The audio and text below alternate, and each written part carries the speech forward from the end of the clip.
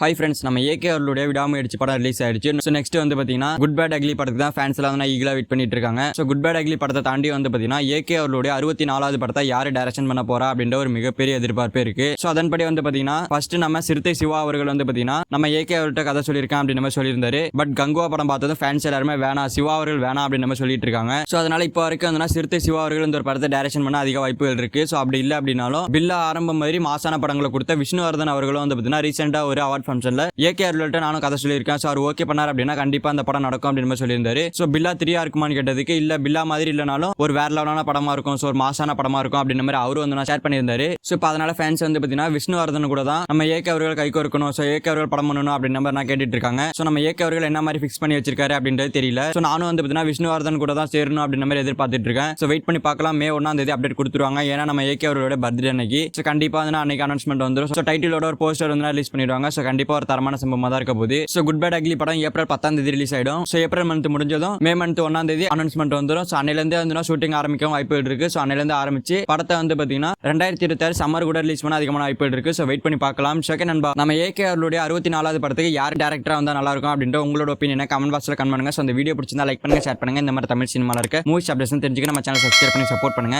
Thank you for வாட்சிங். அடுத்த வீடியோல பார்க்கலாம். தேங்க்யூ.